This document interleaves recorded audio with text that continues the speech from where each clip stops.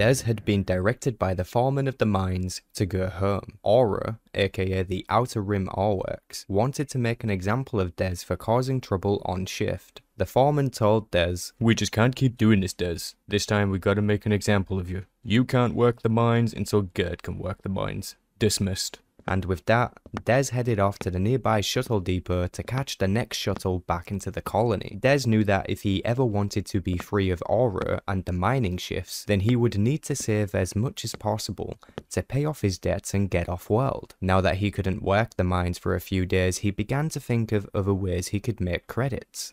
And he knew exactly how to do it. Des stands up and asks the shuttle pilot, "Hey, I saw a Republic ship land in town early this morning. They still here?" The pilot didn't turn to face Des, he just gave a nonchalant nod and said, "Yeah, if Republic soldiers were on a Patros, then it was for one thing, Partursis. They were here to fill their cargo holds and return to their war against the Sith. But while they were waiting, they would be at the local cantina guaranteed, likely playing cards, which meant Des quite possibly had a source of income tonight.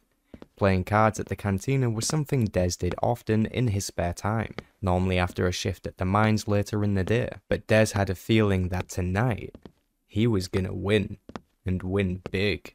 He made it home and changed out of his workwear and cleaned himself off. He then made his way to the local cantina, which was in fact the only cantina around. It didn't have a name, but then again, it didn't need one. The cantina itself was located just outside of town. It was a tall building that stood alone.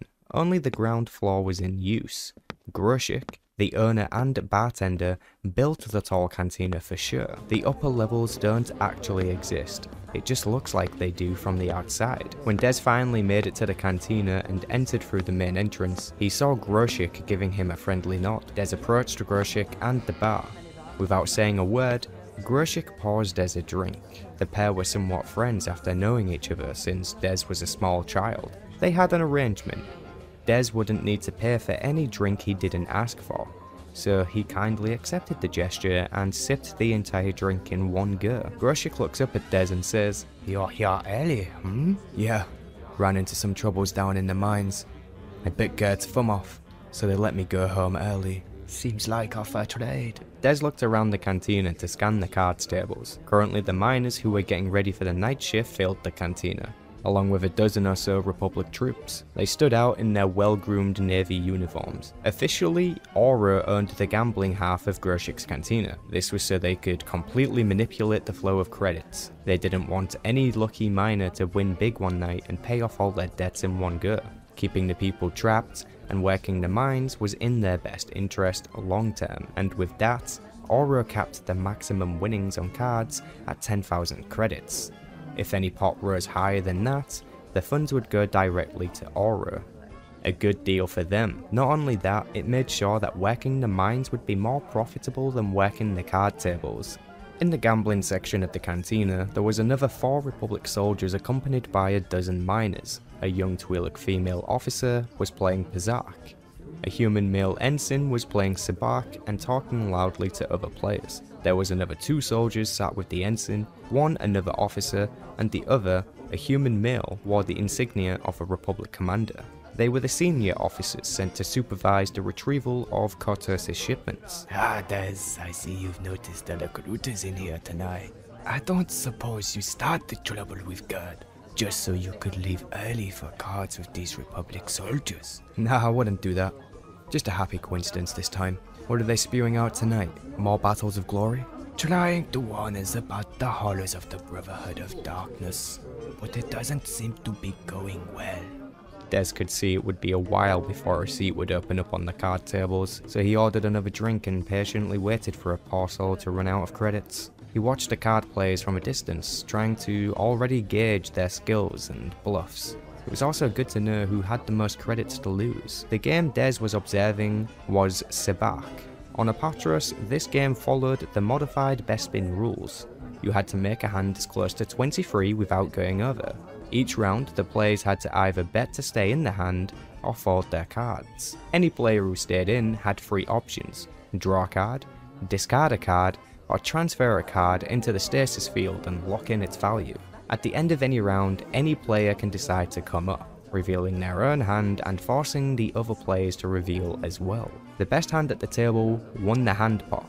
Anyone with a hand over 23 or less than -23 was a bomb out, and the player would need to pay a penalty. If a player had a hand of 23, a pure sabak, then the player would also win the sabak pot as a bonus. But with the random shifts of cards that occur each round and players coming up early, making a hand of 23 was much harder than it seemed. One of the miners had ran out of luck, and a seat was about to be available. Des finished his drink at the bar and quickly made his way over to the still warm seat. He punches his Aura credit card into the reader to pay the ante. Whoa, they grow you guys big out here, don't they? Just how tall are you? 2 meters. Are you sure you ain't pretending to be a Wookiee that someone shaved for a joke? Des gritted his teeth and tensed his shoulders. The ensign was taken back by the response, and the glimmer of regret rocketed across his face. Come on now, son. It was just a joke. You can take a joke, can't you? Yeah, I can take a joke, but I'd rather take your credits. Fair enough. Let's play some cards. Des began slow. He folded often and observed his opponents. After the first few rounds, the other officer on the table, another human, tried to make small talk with Des. I noticed that the miners here in the bar seem to have shaved their heads. Why do you all do that? We don't shave. Our hair falls out. It's what happens when you work the mines. I don't understand why your hair falls out though. The filters don't siphon out all the contaminants in the mines. Eventually they build up in your system after 10-hour shifts every single day. It has side effects. We get sick a lot and our hair falls out. We're supposed to take a few days off now and then, but ever since Oro signed those Republic contracts, the mines have been open without pause. Basically, we're being slowly poisoned to make sure your cargo hold is full when you leave. Des was hoping that what he said was enough to kill any other attempt at conversation, at least for a while. The players continued with cards for many more rounds. Des was still playing careful, being fully aware that the real prize here is the sabak pot. The hand pots were barely enough to keep any player in the game for long. The sabak pot was the ultimate goal, and coming up early to make sure no one else claimed the sabak pot was all too important. But that also would mean that Des can't claim it either. He would have to keep waiting for the right cards and the right moment. In the current hand being played, all the players at the table, except Des and the ensign, had folded, leaving just the two of them. The ensign rarely folded his cards, and this round decided to place a card into the stasis field, locking in its value. It would also protect it from the switch, which could happen on any round. The switch would replace one random card in your current hand. Des preferred to keep his options open. He figured the stasis field was a fool's play. After being dealt another card, Des still had a weak hand. He had a total of 6. The right thing to do was fold. Unless a switch came in the next round, he was gonna lose. But Des knew there would be a switch. He knew it just like he knew where Gerd's thumb would be before he bit it off. Des pushes his credits in, and the ensign raises to match. The next round begins. The blue and red light that represents if the switch is happening starts to spin into motion. The colour blue meant no shift, and all the cards would remain the same, but red meant there would be a shift. If it landed on red, then one random card in each player's hand would be switched and change its value. The blue and red began to mix together faster and faster until it became a single violet shade. Eventually it would slow down until you see the two colours again. Red, blue, red, blue. It landed on red. The ensign seemed to be agitated about the switch and claimed it always happened when he had a good hand. Of course, it was just down to chance. Des looked at his new hand. 21, a strong hand, but it wasn't a sabak. Des made the smart move and came up. The ensign's new hand after the switch had resulted in a bomb out. Des scooped up the hand pot and takes the round, while the ensign began to feel resent for Des as he paid the penalty of the bomb out. As the round ended, many of the miners who were playing stood and readied to leave for their shift at the mines. Aren't you going with him, big fella? I thought you said earlier you never get a day off. I work the day shift. Those guys are the night shift. Well, where is the rest of your crew? The crowd has become awfully thin in here. They'll be here shortly, I imagine. I had to end my shift a bit early today is all. Oh, really? Des didn't mention that usually when the day shift miners saw him at the tables, they would call it a night. He won too often for them to want to play. The seats at the table quickly filled up with more Republic soldiers, one of which had brought the ensign a drink. The ensign warned the group about Des. and that he wasn't able to catch a break so far. But maybe he was just bad at playing cards. The ensign made a remark about Des potentially cheating, which he shrugged off as another ill attempt at a joke. But the accusation wasn't a stranger to Des. Players had accused him before. With his somewhat precognitive sight, perhaps he did have an advantage over the other players. However, he didn't consider it cheating. It wasn't like he could control this ability or see everyone's cards, but he was still smart enough to make the most of it when it happened. So, if you left early, I assume that means you don't get along with the other miners. Have you ever considered a new life in the Republic military? I'm not interested in becoming a Republic soldier. Why are you so hasty? Being a soldier can have its rewards. It has to be better than working in the mines. There's a whole galaxy out there, son. An abundance of planets much prettier than this one, if you don't mind me saying. I don't plan to waste my entire life here, but when I do get off this rock, I don't want to spend my time dodging blaster fire on the front lines. We won't be at war much longer, son. We've got the Sith on the run now. That's not how we hear it here on Apatros. Rumor has it the Brotherhood of Darkness is winning more than their share of the battles, and has many worlds under its jurisdiction. That was before General Hoth. Hoth? Isn't he a Jedi? Indeed he is. A Jedi Master, to be precise. He's a mighty fine general too. We couldn't have asked for a better leader in our war effort. The Sith aren't all soldiers, you know.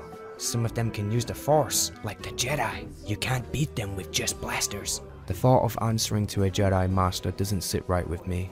I've heard some screwed up things about what they believe in. No passion, no emotion. It's like they want to turn us all into droids. The Jedi are guided by knowledge and wisdom, son.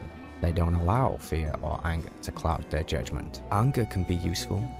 It's gotten me out of some tricky situations. Well, the trick is to not get in those situations in the first place. The Jedi's ways are strange to us citizens, but they mean us no harm, and they're on our side. All they want is peace. Is that so? I thought they wanted to exterminate the Sith. The Sith are an illegal organization. The Senate passed a bill that was strict and clear almost 3,000 years ago, way back when Revan and Malak waged war against the Republic. I was under the impression that Revan saved the Republic and the people. Revan's story is complicated, but the fact still stands. The Sith and all their teachings were banned by the Senate. Their very existence is a violation of Republic law, and with good reason. The Jedi know how much of a threat the Sith are. That's why General Hoth and his followers agreed to join our war effort. For the safety of the galaxy, the Sith must be wiped out once and for all. So the Republic says the Sith should die. If they were the ones in charge, I bet they would say the same thing about the Jedi. You wouldn't be saying that if you knew what it was actually like to meet or see a Sith. I fought against them. They're bloodthirsty murderers. Yeah? How dare they try to kill you while you're at war? Don't they know you're too busy trying to kill them? How rude. You calf mutts. Stand down, Deckman. Des could feel the tension rising in the air, even as the soldier did as the commander requested. Almost everyone at the table he was at was glaring at him. That was good. Now the last thing they were thinking about was playing cards. Angry sabacc players were usually bad sabacc players, making hasty moves and impulsive decisions. The commander at the table turned the focus back to him as he continued the conversation. The Sith follow the dark side, son. If you saw them like we have, you would understand. They don't care about innocent lives or collateral damage, or even their own soldiers. I'm not a fool, Commander. Whether you want to admit it or not, you're at war with the Brotherhood of Darkness. And in war, evil happens on either side. So stop trying to convince me the Sith are monsters. They are people, just like you and me. You're right.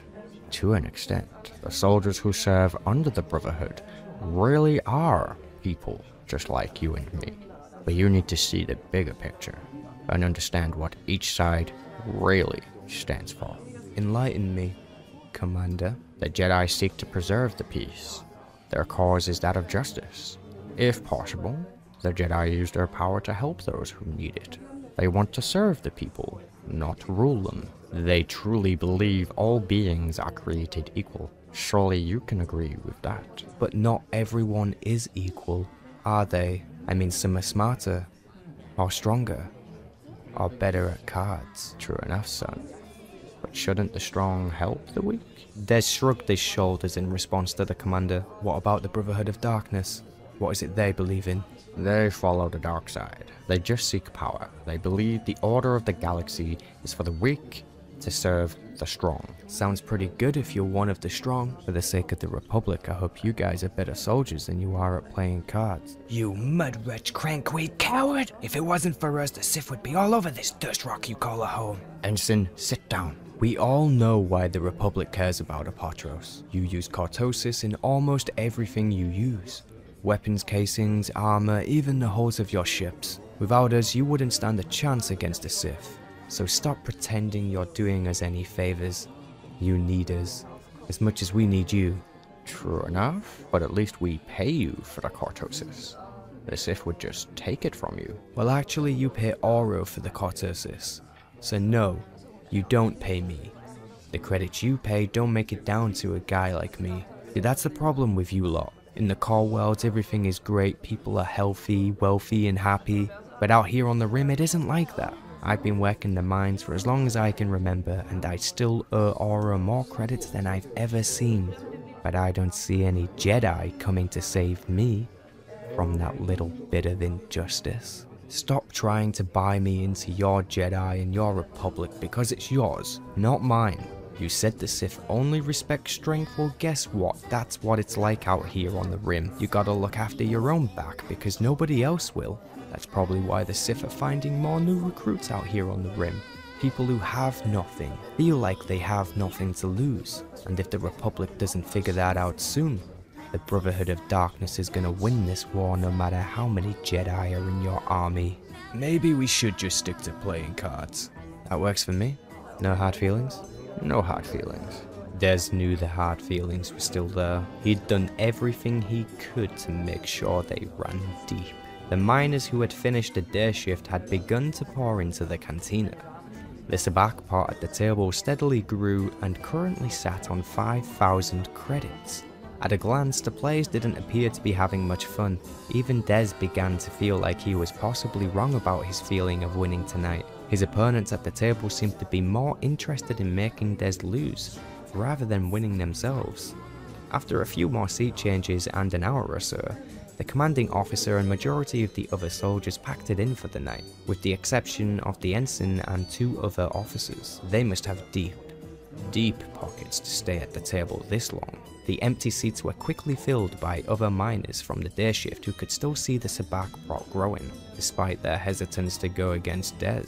The pot was just too enticing, but with new players came new money. Des had been playing enough to build up a safe amount of credits to keep him in for several more hands. After a few more rounds, the 2 officers with the ensign became spectators rather than players, rooting for their comrade, the ensign, to take down the miner with a big mouth. Eventually the pot reached its total limit, 10,000 credits. There was other spectators gathering and leaving as the intensity of the table rose and the pots looked to be shining with wealth. Des glanced at the chrono on the wall. The cantina closes in roughly an hour. The feeling that he was wrong about losing really began to stir, especially now that the game was eating into his cushion of chips. He calculated he was down around 1,000 credits this night. He had to win to earn back the credits or work a full month in the mine to make up for it. He couldn't remember any time where his future sight had let him down. Motivated to go on, Des bored into the next hand. Without looking, he turns his cards over to come up. When he saw the cards, he felt as though someone slapped him. -23. A bomb out. The penalty cleaned out the last of his chips. Oh, big fella. You must be drunk. You gotta be a madman to come up on that. Maybe he doesn't know the difference between +23 and -23. I see you don't talk so much when you're losing, huh? Hate. Pure, white, hot hate is the only thing Des felt in this moment. It stripped away any sense of reason in his brain. He didn't care about the sabacc pot anymore. This was personal. He just wanted to wipe that smug smirk off the ensign's face and make sure he doesn't win the pot. Without thinking at all, Des swipes his Aura card into the reader to rebuy himself into the table, knowing it would just add to the debt he currently owes Aura. Des glances at the cards he'd been dealt. He had the ace and the 2 of sabres. Total 17. A good hand, but a high chance to bomb out if he drew another card. Rather than folding, Des experienced a sudden impulse to place his 2 of sabres into the stasis field, locking in its value. Without hesitating, he moved to place it in. Then he pushed his chips into the pot, signaling the other players to raise and match, or fold their cards. His emotions were guiding his card play now, but he didn't care. After his opponents bought into the next round with him, Des draws another card. When he saw that he pulled the 3 of sabres, he knew what he had to do. He pushed his 3 into the stasis field along with his 2, then he placed a maximum wager and waited for the switch. There was actually 2 ways to win the sabak pot. You could have a total hand of 23, a pure sabak, or you could have the Idiot's Array. For this you needed a 2 and a 3 of the same suit, and the face card known as the Idiot, with no value at all. It was the rarest hand possible and worth even more than a pure sabak. All Des needed now was a switch to replace his ace with an idiot. There was only 2 idiots in the entire 76 card deck, so the chances of actually pulling this off seemed slim to none. The switch light landed on red. The card switched. Des knew he didn't need to look. He stared the ensign directly in the eyes and said, "Coming up." Before Des revealed his hand, the ensign had responded to the call and flipped his own cards straight away. His comrade officers began to laugh and the ensign was completely stunned. The ensign had the 2 of flasks, the 3 of flasks, and the idiots. What are the chances? An Idiot's Array on the switch? That sabak pot is mine. Wait, hold on now. When Des revealed his cards, the audience let out a low whistle of astonishment. No way. 2 Idiots Array in the same hand? I've never seen this happen. Statistically impossible. The rest of the cantina fell silent. Even the music seemed to be softer. The ensign's laughter died in his throat as he fell back to his chair, dumbfounded by what he's seeing. We have 2 players at equal value. The hand will be decided by sudden demise. You stupid mudcrutch. Now neither of us are gonna get that sabak pot. The ensign was technically right. Neither of them would collect the pot on this hand. In sudden demise, the card shark would deal another card to each player and then recalculate the total value. Whoever had the better hand would win the hand pot, but you would still need 23 exactly if you want to win the sabak pot. Des didn't care. He had crushed the ensign's goal of winning the pot and could feed off the anger it inspired in him. Des didn't let anyone see the anger he was seething. The burning hatred was his own private SWTOR, a power inside him so wild and untamed, he felt it would crack the world if he let it out. The card shark spits out a new card to each Des and the ensign. They both receive a 9. The card shark sees the players are still drawn and quickly spat out another card to each player. The ensign took an 8, but Des got another 9, 2, 3, 9, 9, and the idiot, which has no value, 23. Des calmly stood up and tapped on his cards while whispering a single word, sabak. The ensign went ballistic. He storms to his feet and rocks the card table back and forth, spilling every drink it was holding all over the electronics equipment. Cheater! No one gets a sabak in a sudden demise, not unless he cheats. You're in on it, droid. You're all in on it. Dirty Sith-loving scum. You hate us. We know you do. While the ensign's insults and exclaims went too far off the mark, he had to be careful, because it's true that a lot of the miners, which filled the cantina, did have ill feelings towards the Republic, and if he didn't shut up, someone was going to show him just how strong those feelings were. Our brothers die on the battlefield protecting you. You're all ungrateful. You don't deserve us. You're all nothing but stupid, lazy, illiterate. One of the miners in the cantina threw in a half-empty bottle of ale, which interrupted the ensign's words as it smashed across the left side of his face. His 2 officer comrades attempted to help him up, but a mob of angry miners was slowly creeping towards them. Everybody, get out of my cantina. We're closed. Get out. Not you, Des. You stay put. Groshik had seen the trouble boiling and announced to all patrons in the cantina that he was closing. He had his stun blaster aiming into the crowd of drunk and unsettled miners. Groshik directed the Republic troops out of the cantina, all while making sure Dez stayed inside. The rest of the patrons and miners made their way out of the cantina moments after the Republic troops. When the doors closed, Groshik instructed Dez to help him clean up the mess. After they were done clearing chairs and collecting mugs, Groshik walked back over to the bar and poured himself and Dez a drink. Kotik brandy. It's from Kashyyyk. What's the occasion? You've had quite the day, Dez. I am worried about you. Tonight you nearly started a riot in my bar. You saw what happened, Groshik. I was innocent. I didn't do anything. It's not my fault things got out of hand. Maybe not. I watched you tonight, Dez. You provoked those soldiers. You played them like everyone who sits against you. You're like the puppet master, except this time you didn't hold back. Even when you were winning, you kept going. You wanted that trooper to react like that. What do you mean, Groshik? I didn't set this up.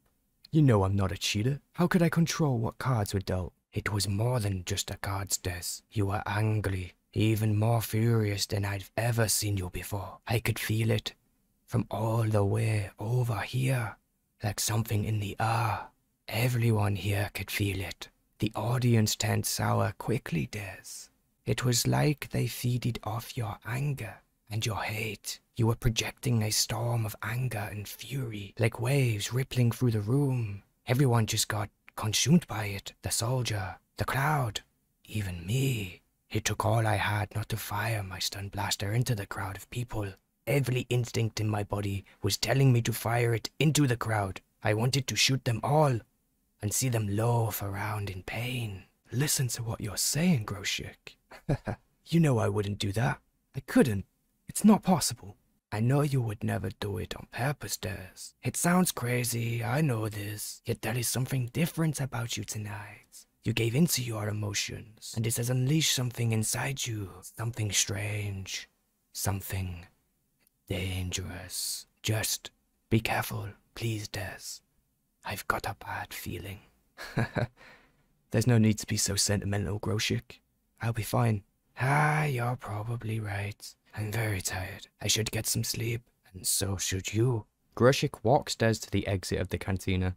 They both shake hands and Dez leaves for home. While on the walk home, Dez couldn't help but go over what Groshik had said at the bar. Had the people in the cantina really reacted to Dez's own emotions? The concept was hard to grasp. It just wasn't possible. Suddenly, Dez knew he wasn't alone on his walk. He saw 3 people make their way right at him. Dez had barely enough time to react. Barely. But he still reacted in time to move and avoid a joint tackle by the unknown assailants. Without hesitating, Dez began to swing at his targets in the dark of the night, swinging wildly to his right, and to be rewarded with the sound of bones and cartilage breaking. One assailant hits the floor with a thud. Dez could smell the Corellian whiskey on the assailants, and he identified them as the soldiers and the ensign from the cantina. Clearly, they had waited for Dez to pass by in the dark so they could ambush him, but Dez had years of experience with close counter brawls in the mines. Another of the 3 attackers attempted to restrain Dez, but they were unable to keep hold and he threw them over his shoulder and into the cold permacrete.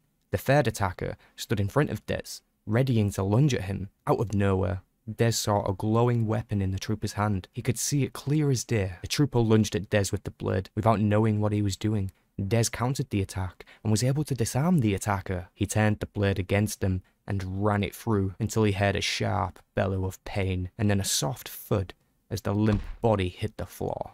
One of the 2 remaining attackers pulled out a glow stick to reveal what had happened with the illumination. He's dead. You killed him. Dez looked down at the body. The blade that had earlier been glowing was now just a plain-looking vibroblade. Dez knew they weren't energy weapons, so he was confused as to why it glowed. Perhaps it had been something else.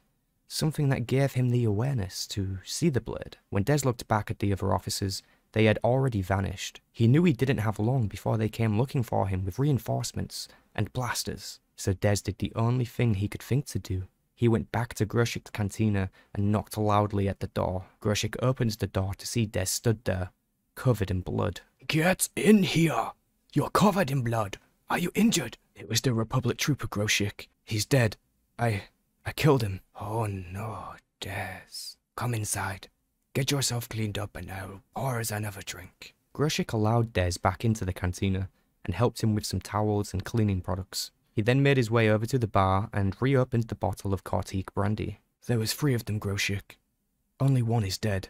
I am sure they deserved it, just like God. But this doesn't change the facts. A Republic soldier is dead because of you. They will come looking. You can't stay here. I don't know what to do. They're gonna find me eventually. I don't know for sure. But if you were to hand yourself in, they might see this as a goodwill act. Maybe you will serve 5 or 6 years at a prison colony. Great. I'm going to trade one prison for another. There may be another way. What you said tonight about the Civ, did you mean it? Did you really mean it? I guess so, yeah. How would you feel about joining the Civ? I know people. They could get you off-world tonight, but they're not looking for passengers. The Civ needs soldiers. Groshik, I had no idea you worked for the Civ. I do not work for the Civ. I just know people who do. I also know people in the Republic. But right now, they wouldn't be any help. You could take your chances with the prison colony, and possibly return here to Apatros and the mines. But if you join the Civ, it's a chance at a new life for you. Away from all of this, and away from the Republic. I don't know what to say. From what I know about the Civ, I think I'd be alright, Groshik. I have no doubt about that. This new life will be very dangerous, Des. You almost certainly have more dark times ahead of you. I don't know how to thank you. There is no need. If you're sure about this, then tonight is the last time we'll see each other. Thank you, Groshik. I'll never forget this. We must move quickly if we are to get you into the spaceport without being seen.